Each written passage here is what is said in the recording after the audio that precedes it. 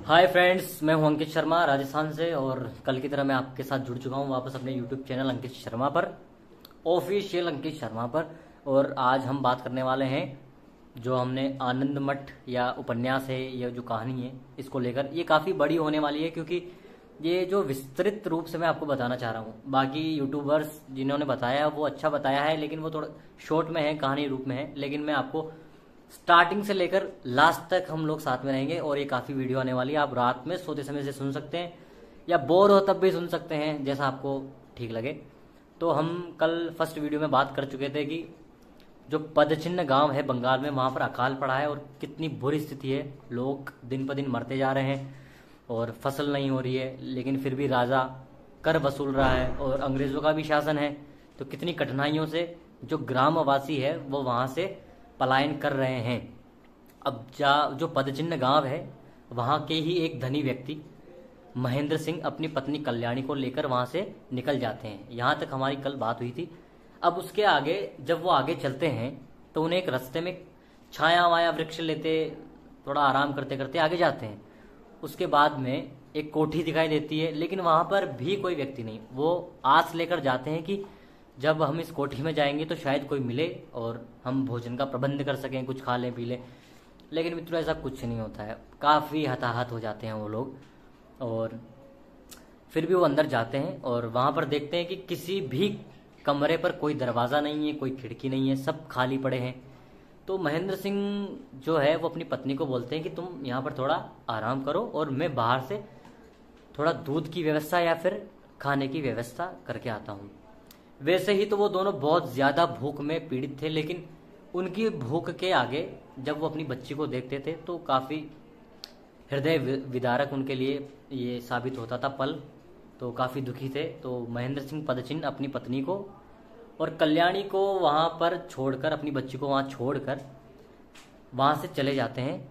अब जैसे ही वो चले जाते हैं तो कल्याणी उस कमरे में, सुनसान कमरे में, अंधेरा कमरा है। अब आप सोचिए, ऐसे कमरे में पूरे शहर में कोई व्यक्ति नहीं है, बीच में कोठी दिखाई देती है।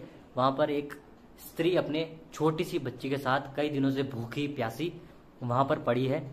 उसकी स्थिति बहुत ज़्यादा ख़राब है। वो अपने मन ही मन में सोचती है कि मैंने उन्हें बेवजह ही भेज दिया, 2-4 दिन और भूखी रह लेती या फिर थोड़ी देर और भूखी प्यासी रह लेती तो मैं मर नहीं जाती। क्योंकि पति जा चुका है बाहर और उनका मन नहीं लग रहा है, डर काफ़ी लग रहा है, काफ़ी भयभीत है। क्योंकि जब ऐसी परिस्थिति बनती है तो काफ़ी चोर डाकू लुटेरे ये सब बहुत भारी मात्रा में घूमने लगते हैं। दूर दूर तक किसी व्यक्ति का कोई स्थान नहीं है, केवल जो कुत्ते और सियार वगैरह हैं ये काफ़ी ज़ोर शोर से शोर मचा रहे हैं। अब वो जैसे ही आराम करती है और थोड़ी देर बाद में वो देखती है कि दरवाजे के ऊपर एक काली कलर की छाया आकर रुक जाती है। एकदम काली लंबी छाया, जैसे सूखा हुआ बांस, और एकदम बदबू मार रहा है और पतली पतली बड़ी बड़ी उंगलियों के साथ काफ़ी लंबा बृहद विराट काला शरीर। अब वह इतनी भयभीत हो जाती है और देखते ही देखते एक और परछाई आ जाती है, तीसरी, चौथी, पांचवी, और धीरे धीरे कमरे में वो परछाइयाँ उस कमरे को घेर लेती है और आगे बढ़कर वह कल्याणी और उसकी बच्ची को भी घेर लेते हैं। अब कल्याणी इतनी भयभीत हो जाती है, ऐसा लगता है कि मैं किसी मरघट में आ गई हूँ, लेकिन अब कोई रास्ता है नहीं। अब वह इन सबको देखकर बेहोश हो जाती है। वास्तव में वो काली परछाइयाँ उस समय जो डाकू वहाँ पर फिर रहे थे वो थे, और वे उसको, कल्याणी को और उसकी छोटी सी बालिका को एक मैदान पार करके बड़े जंगल में ले जाते हैं। तो जब उन्हें वह घास पर लेटा देते हैं, उसके बाद में महेंद्र सिंह पहुंचते हैं उसी कोठी में और अपने बच्ची और अपनी वाइफ को वहाँ ना देखकर काफ़ी हताहत होते हैं, काफ़ी दुखी होते हैं और ज़ोर ज़ोर से पुकारते हैं, कल्याणी कहाँ हो, कल्याणी कल्याणी। लेकिन वो वहाँ होते नहीं हैं। अब उसी शहर में जो जंगल है वहाँ पर कल्याणी है एक तरफ, और एक तरफ है उनके पतिदेव महेंद्र जी। तो कल्याणी जब वो डाकू उन्हें ले जाते हैं और घास पर डाल देते हैं, उसके बाद में कल्याणी को चारों तरफ से घेर लेते हैं और उसके जो गहने जेवरात वगैरह हैं वो तो वैसे भी पहले से ही निकाल चुके थे अब कुछ बचा नहीं होता लेने लायक। अब वो लोग अपने सरदार के साथ बातें करते हैं, वार्तालाप करते हैं कि अब इन लोगों का क्या किया जाए। जो सोना चांदी है वो तो कोई काम का है नहीं। उनमें से ही एक डाकू बीच में बोलता है, अरे एक मुट्ठी अनाज दे दे कोई इतने सोने के बदले, इस सोने का हम करेंगे क्या। अब डाकू है ऐसी, अगर एक बोलेगा तो उसके पीछे पीछे सभी, जैसे एक भेड़ जाती है गड्ढे में तो सभी उसके पीछे पीछे जाती है, वैसे ही सभी लोग यही शोर करने लगते हैं, अनाज दो, खाना दो, खाना दो। सब परेशान हैं।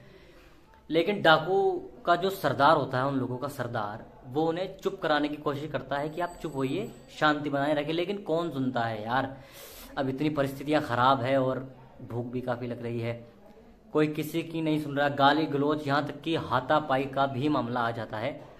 अब सरदार काफी क्रोधित हो जाता है कि ये लोग ऐसा कर रहे हैं। तो गुस्से गुस्से में सरदार एक दो उनके जो साथी होते हैं उनको पीट देता है सरदार। अब जब सरदार उनको पीट देता है तो सारे डाकू मिलकर सारा जो सोना चांदी है, अब क्या काम का है भाई, भूख लग रही है ना, तो उनका कुछ काम का है नहीं, तो सारा सोना चांदी अपने सरदार के पैरों में फेंक देते हैं और फिर सरदार की क्लास लेना शुरू करते हैं। अब सरदार की क्लास लेना शुरू करते हैं बातें बातों में। अब सरदार भी काफी दिन से भूखा है और कमजोर हो चुका है भूख के मारे।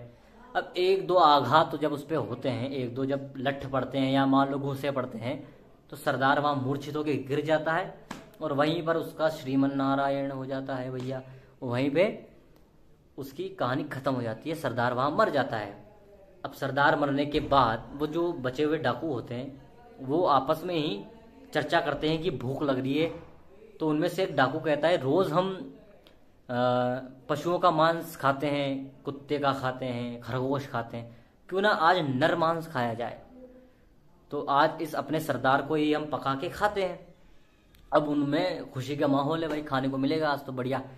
सब लोग हंसी खुशी खेल रहे हैं, तालियां बजा रहे हैं, जंगल में हाहाकार कर रहे हैं, वही डाकू वाला सीन।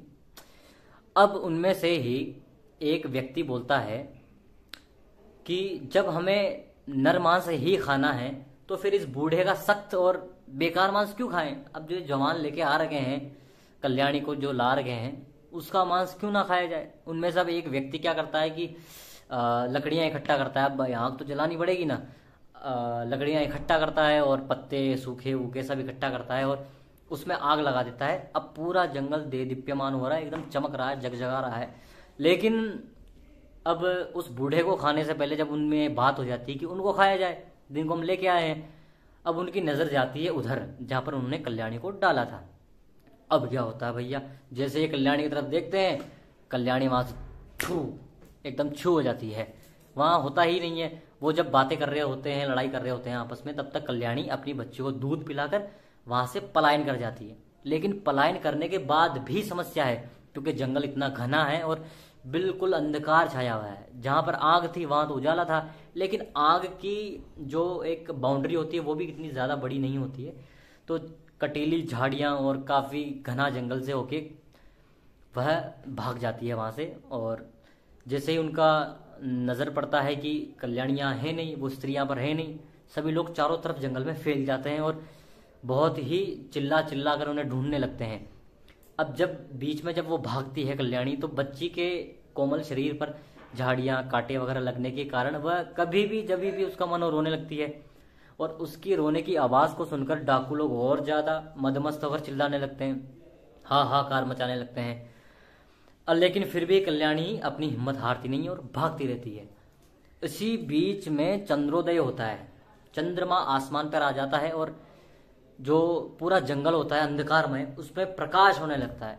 और इससे जो कल्याणी है उसकी मनस्थिति पर काफी गहरा प्रभाव पड़ता है कि हे प्रभु, अब मैंने भाग तो लिया, अब लेकिन अब ये चंद्रमा भी धीरे धीरे ऊपर आ गया है और सारा जंगल प्रकाश से एकदम दैदीप्यमान हो चुका है। अब काफी भयभीत हो जाती है और वह एक जगह शांति से बैठ जाती है झाड़ी के पास और फिर भगवान को याद करती है, हे कृष्णा गोविंद, मैंने आपकी इतनी पूजाएं की, इतनी प्रार्थना की, आपके ही भरोसे में पलायन करी, यहाँ से भागी, लेकिन आप मेरी सहायता प्लीज कुछ तो कीजिए आप।